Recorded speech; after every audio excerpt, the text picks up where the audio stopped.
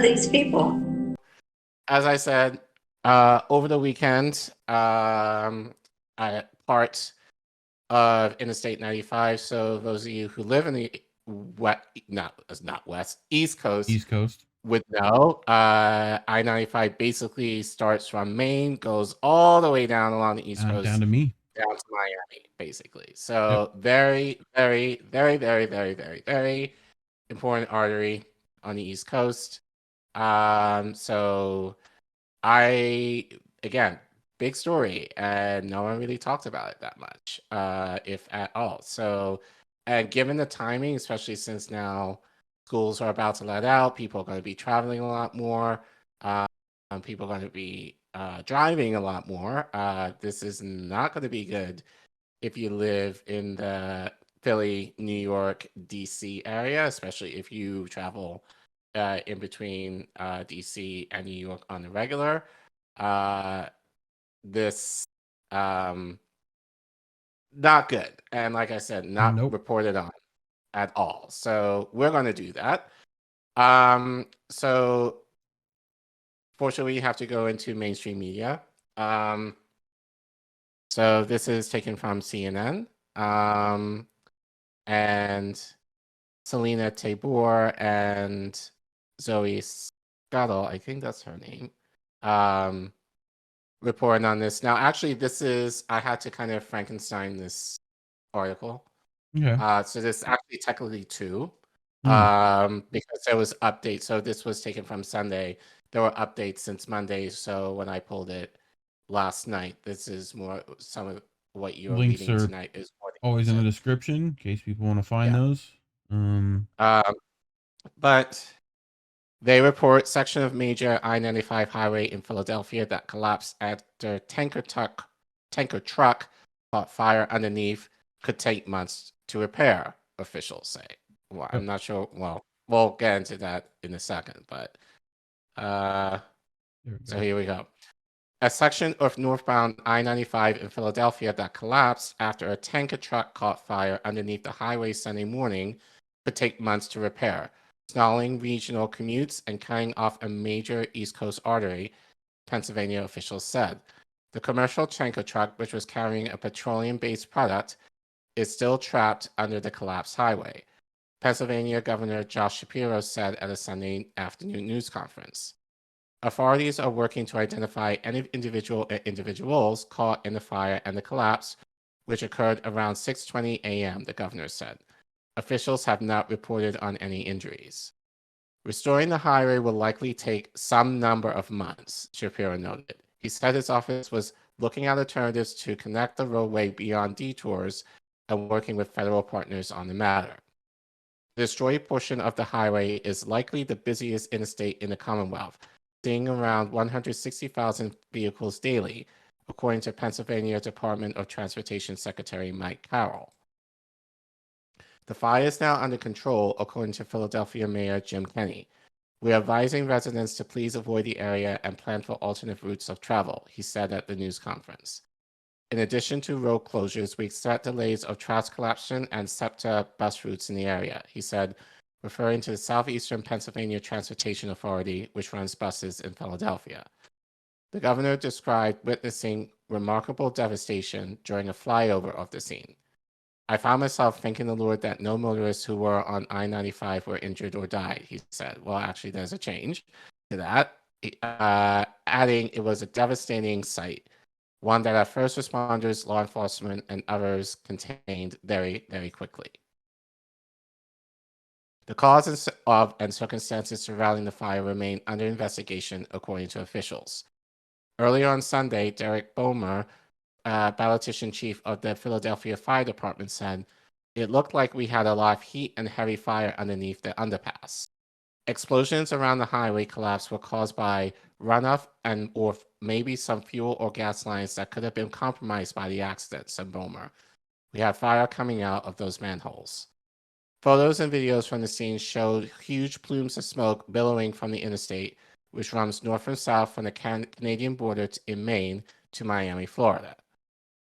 While the exact cost of repairing the crucial highway remains unclear, The governor told reporters Sunday afternoon that U.S. Secretary of Transportation Pete Buttigieg made it clear that whatever resources needed to rebuild I-95 in a safe and expeditious manner will be provided to the state.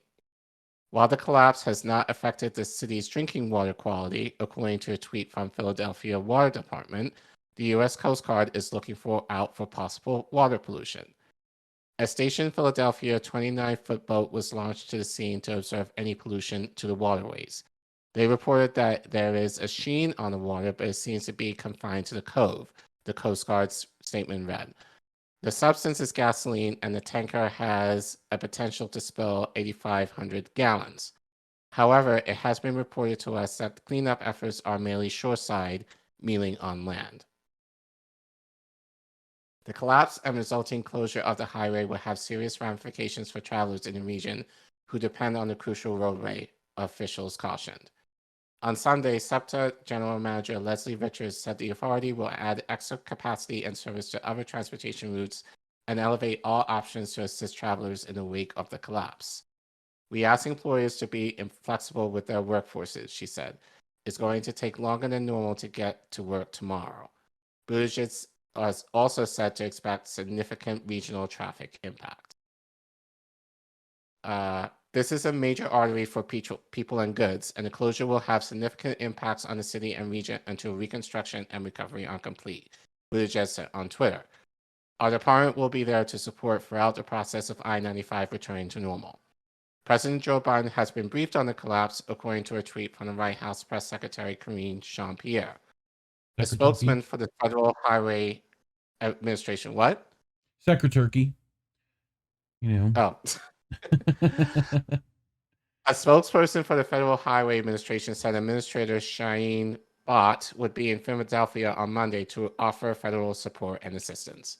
Additionally, the National Transportation Safety Board tweeted on Sunday that it would send a team to Philadelphia to investigate the collapse. Thoughts so far? There's a little bit more. Well, I mean, they've definitely built it back better. They've definitely done that. Yeah. I mean, this just speaks to failing infrastructure everywhere. You know, I mean, it's a tragedy that I don't know if you know the name. I thought I saw it the other day. Neely, something like that. There was someone put up a photo of it. I might even have it saved somewhere. I'll grab it. But I mean, you know, I mean, this is expect more stuff like this. Yeah. You know, so, but yeah, I mean, I'm just, and we'll get into this a little bit later because they mentioned something regarding this in the article, but the idea is going to take months to repair is a little concerning for me, especially given, you know, if anything, I would imagine, especially since Pennsylvania is a blue state, mostly now. You can argue purple, but you can argue that this falls on the Biden in regards to Build Back Better and the infrastructure bill.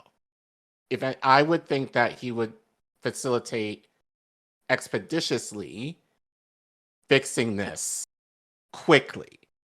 So the idea that they're saying months, it's not going to bode well for people around Philly. Well, not just Philly, but like anywhere basically, as I said, between DC and New York. That's going to be catastrophic as far as traveling. And I kind of said this a few weeks ago on Twitter. I was looking, I have a friend who lives in Philly. I was looking to buy, I was going to take the train up to Philly to visit him for his birthday dinner. Normally a ticket one way on Amtrak from DC to Philly would cost, I don't know, like maybe about $35 one way. It was closer to 100 one way.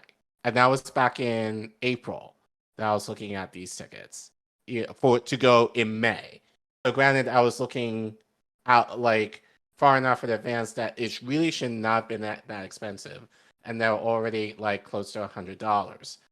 And I can imagine, given around Philly, the public transportation, as they said in the article, is not the best. So, especially if people are looking for alternatives, it's just going to jack up the prices, I'm sure, even more in terms of trains, in terms of, cars trying to get around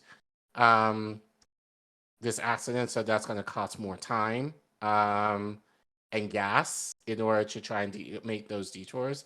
So it's just going to mean a lot of pain for everybody. And the idea that they're saying, oh, it's going to take months, doesn't sit well with me at all. This should be Yeah. done as fast, well, and as fast as possible. But So anyway, this is Nathaniel Moody. He's the person that is now deceased due yeah, to this failure of infrastructure.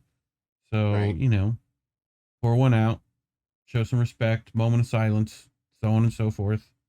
Uh, but yeah, let's move on because as I said, there was an update. So like I said, I pulled this last night from the update on Monday. So now we know that they do actually mention that the body has been recovered. So here you go.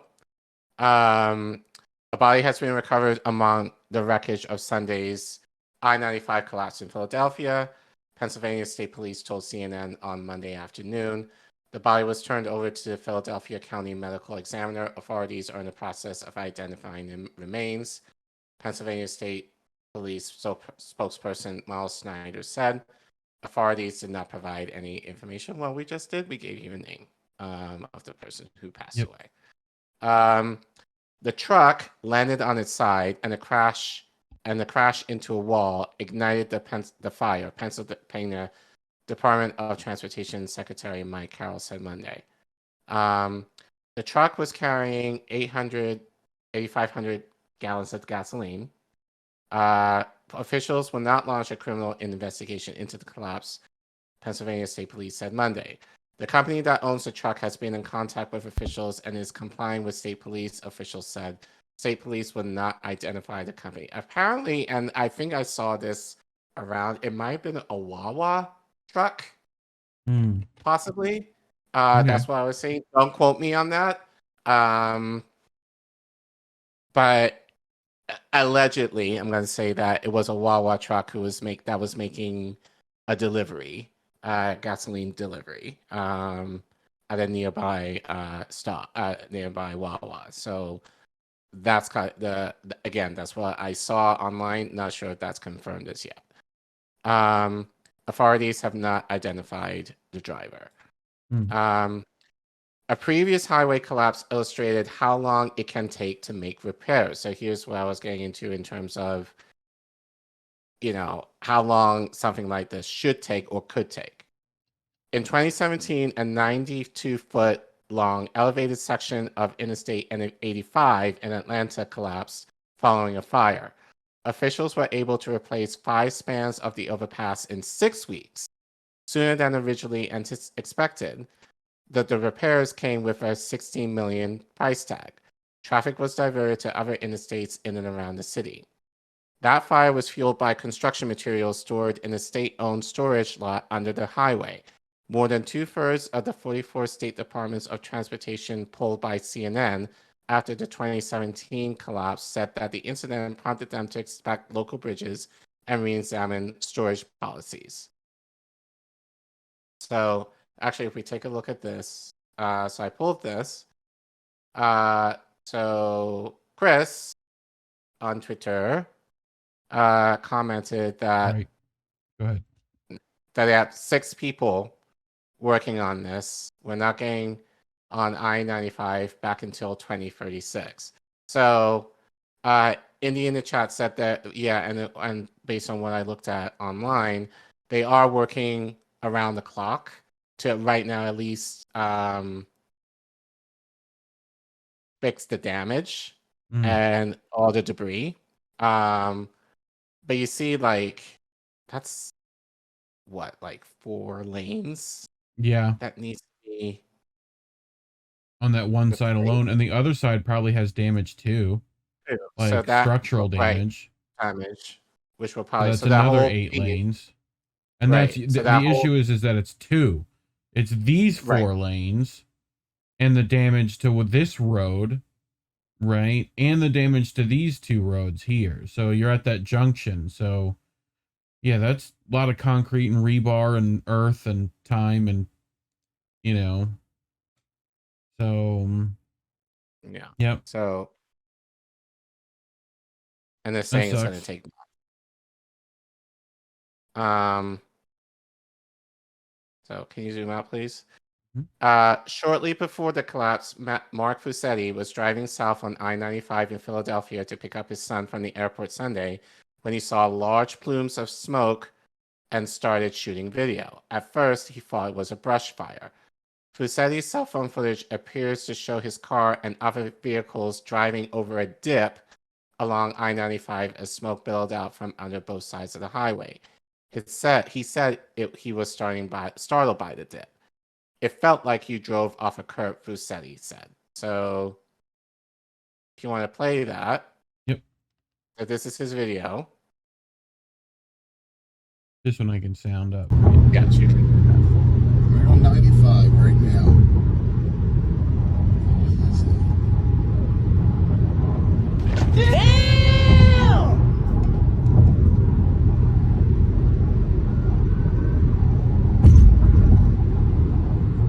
Brush fire. Look at that. Brush fire on I-95. Oh, Jesus.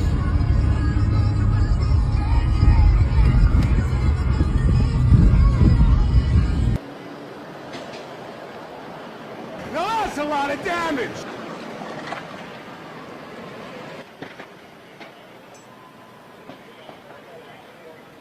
and that's the aftermath. Yep. Yeah. So, Okay. so just to give you an idea, I felt that shift. Hold But on. I'll bring it back. There you go. actually, yeah, that's it. This is the last part. So I realized what happened when I looked in my rear view mirror. I see 95, all of the cars stopping, and then I learned shortly after that the road had just collapsed and what was really going on, Fusetti told CNN's Jim Acosta on Sunday. With thousands of tons of steel on concrete on top of where the fire was burning, firefighters initially faced a challenge getting to the seat of the fire, Philadelphia Fire Department Battalion Derek Bowman said at a news conference Sunday. It looked like we had a lot of heat and heavy fire underneath the underpass, Bowman said. There were explosions around the highway collapse caused by runoff or maybe some fuel or gas lines that could have been compromised by the accident, Bowman said. So yeah, if you're traveling around Philly on I-95, please be careful and Yep. give yourself extra time and try and find alternate ways to Well, get around that if at all possible. But yeah, like I said, it wouldn't be, well, it is a big deal because this is, as you said when we were prepping, this is essentially in both our backyards. yeah. In terms of, I mean, and it's just and I would, indicative of so much more. Like, look, my father works in an industry where he sees this infrastructure failure firsthand on a daily basis. We're talking about rusted out bridges, dams on the bridge of collapse, waterworks about to fail, right? Not only is corporate infrastructure failing, national infrastructure is failing. Like, you're seeing empire death firsthand, and Rome had better roads, obviously. yeah, So, this is just kind of indicative of that. And, you know, this is yeah, causing the loss of life. I You know, remember one of my friends from Rwanda was visiting. He spent time in Seattle and Chicago. And when I was speaking to him a couple of years ago when he was here, the first thing that he made a comment on was the roads and yeah, how bumpy they were. yep, Like you would think like in Africa, at least where he lives, it's the opposite. But in Kigali, where he lives, they yeah, make they it an got effort it. Yeah, they make an effort to make sure. And now this is in Kigali, but Right. like The they middle make of sure a that city. their roads are smooth. Yeah. Like, uh, so Like you know, you but in I, DC, still middle of a metropolitan city. They're like, nah, fuck that. Potholes are fine. It'll be all Yeah. right. You know. So there's So no funds are going to infrastructure anywhere. So, no. you know, I mean, it's just, I don't know what it's going to take for people to figure out that we need to stop military spending and put it there, but, you know, like, Yeah, I know Indy in the chat said that it was a big deal. Obviously, because Indy lives in New Jersey, so obviously it was a big deal. You know, that's gonna be like local news. But it's surprising that this didn't get much news other than when I saw it on Sunday that was trending on Twitter. Like this should be like in, but I bet if this were Trump and this happened, then everyone would be screaming at him in terms of, oh, you know, this is so bad on the Republicans and all that kind of bullshit. And it's a Democrat in office, and they almost kind of downplaying this. You know, they downplay, not even downplay. They didn't talk about East Palestine at all, and there have been more train derailments since. And not to say that there aren't any accidents like this in the country. I'm fairly certain there are, but of course, this is on a major artery highway in the country, and now they're saying like it's going to take months to fix. yeah, You know, you should be throwing money at it, you know, to try and make sure that it gets fixed now. yeah, Bad Cookie said, wait, go back to what he said. Josh Shapiro gave them a 24/7 contract. That's a lot of money, a lot of overtime. That country, yeah. Yeah. And then he said it's all federal disaster funds. So yeah, yeah, it's Indy. um, so it'll be interesting to see how long it's going to take them. Because again, in Atlanta, they were able to fix something comparable to that in 6 weeks for around 20 million. So God knows how much this is going to be. I would imagine it's probably going to be around double that because they'll have to fix this. I guess it's the southbound lane, in addition to both directions to ensure that it's fully stable. But You know what they are able to spend money on, though? Ways to keep yeah, homeless people out of bridges, out from under right, bridges, out from public infrastructure, but they're sure to let it fail and kill other people. That's fine. But, you know, God forbid we make some shelter for somebody. Anyway, yeah.